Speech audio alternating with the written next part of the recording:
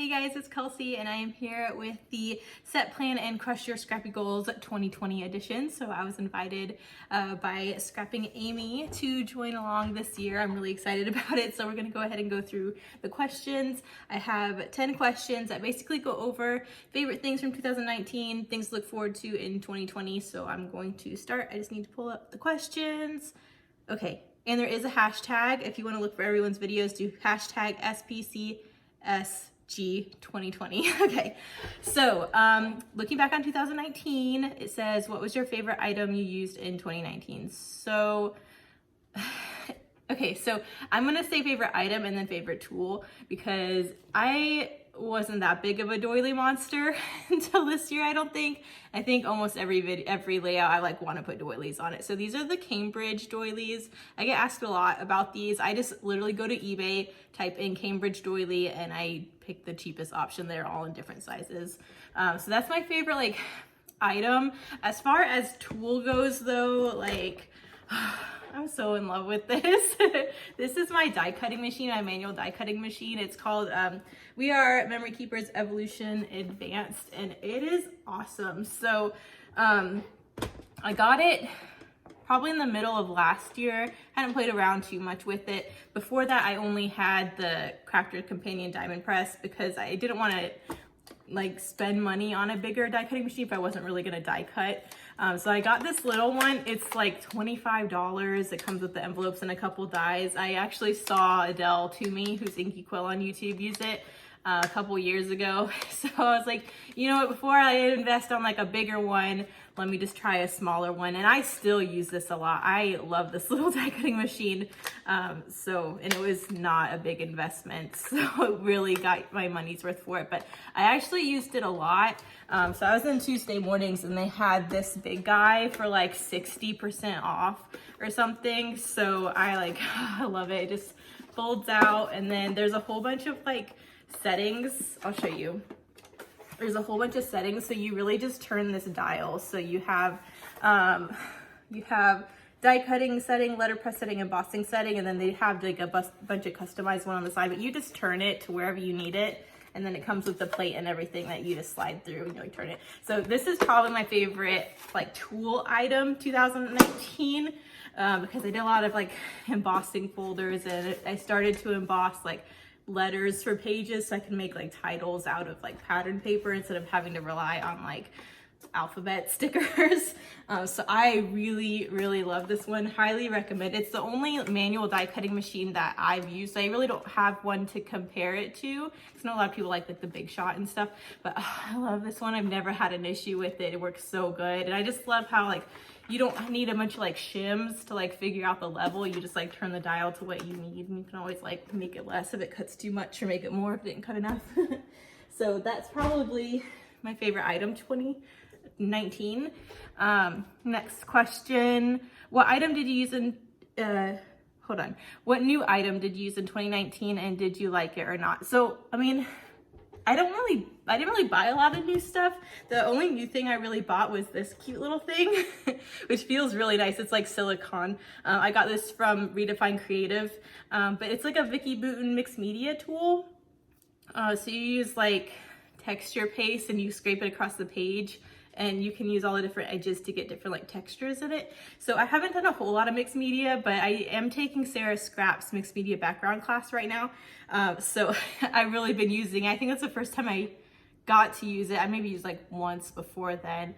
But I like it. I don't do a whole lot of mixed media, but it's really nice to have, I used to try and use a credit card or a palette knife, but this is just so nice because it just drags the product really smoothly and it gives a lot of control. And I like the option that you have different edges to make different textures in the paste. So I don't use a whole lot of mixed media. I'm hoping to do more next year, especially after finishing this class.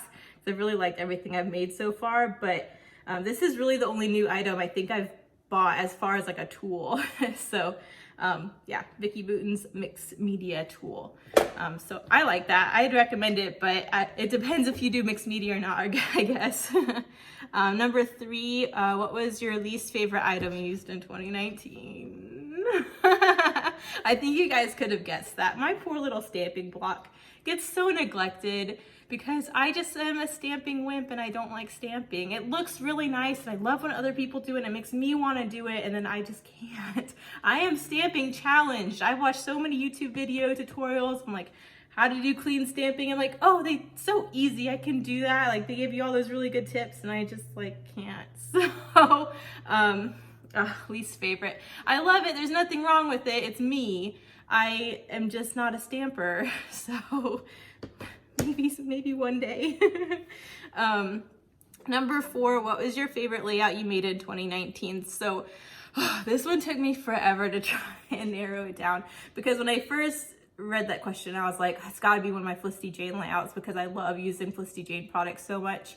But I was flipping through all my Felicity Jane layouts. I'm like, I like this one, I like this one, I like this one. But I'm like, it's got to be like my favorite one from 2019. So I was flipping through other layouts and I came across this one. And it's not like anything special, but it's just like, I remember making it and it was so much fun and I liked the products. So it actually is not Felicity Jane. This one I'm gonna say is my favorite because I had so much fun making it. So this is One Canoe 2's Goldenrod 6x6 paper pad, and the background is Goldenrod Saturday Afternoon. But I love layery layouts, and I was really like, it was satisfying making this page because all these layers came from a 6x6 paper pad. So I really feel satisfied being able to create all these layers that look bigger from scraps or something that's smaller. It also is one of the first pages I used my new hashtag sticker book from One Canoe 2 on. So I had a lot of fun making it. So I really enjoyed the process of it. I got lots of stickers in the sticker book on there. I got this cute little doily a subscriber sent me. So yeah, I'm gonna say this one just because I had so much fun making it, and I feel like this layery style is very me. So whereas a lot of Felicity Jane ones are really pretty, I was trying to mimic some of the Felicity Jane design members, and I love what came from it. But I feel like if it was gonna be my favorite layout, it has to be like a me layout. So I just felt like this one really was one of those layouts. So I had a lot of fun making this one. So I'm gonna say that one is my favorite one. There's a process video for it. I think, I don't know if it was from How to Kill a Kit with Style or not, but it'll be on my page somewhere. Okay, number 5. What was your favorite collection and or designer of 2019? So, if you guys have watched any of my face-to-face questionnaire videos before, you probably know the answer to this. My favorite designer is Felicity Jane. I love Felicity Jane. Everyone knows this. Close second would probably be One Canoe 2 as far as like a really big commercialized brand. I'd say One Canoe 2 is very close second, but like Felicity Jane is like, oh, I love Felicity Jane. So I'd say Felicity Jane's my favorite designer of 2019, followed closely by One Canoe 2.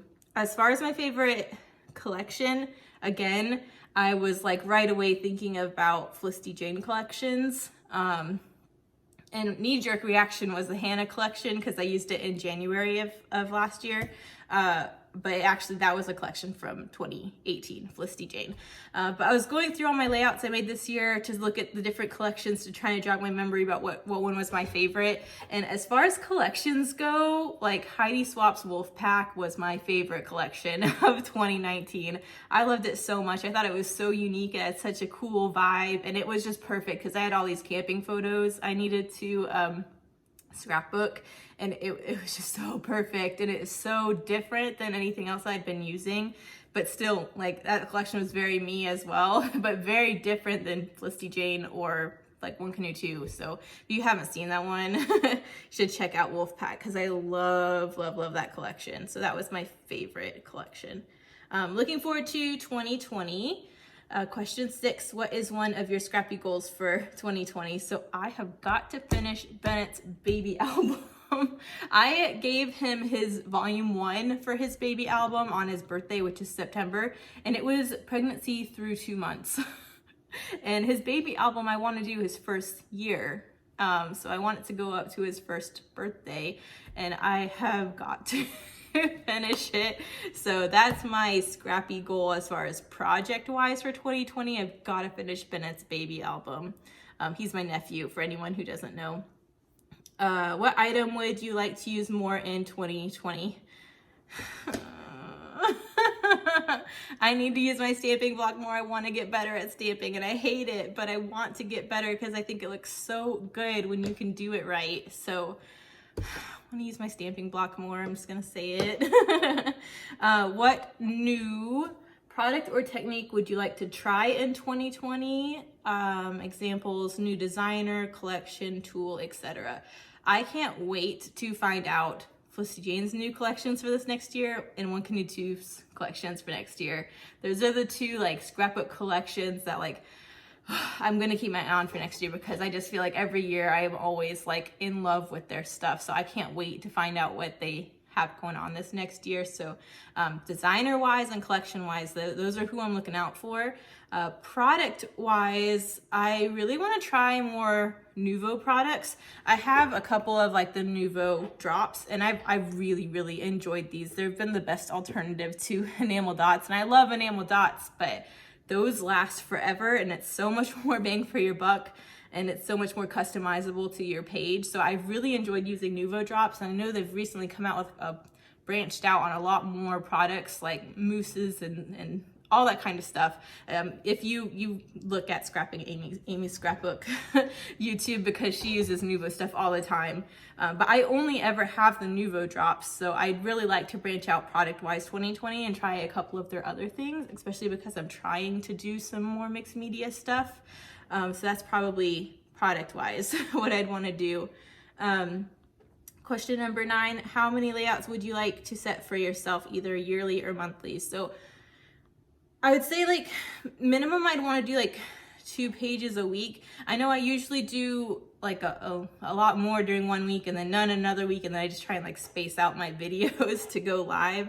But I think a good like base bare minimum goal for me would be 2 projects a week. So at least 100 layouts in a year, which I feel like would be easy, but is definitely like a good rigid baseline goal for me. So that's what I'm going to say, 2 a week. So at least 100 layouts, next year or this year. I'm filming this in 2019, but I know it's going out 2020.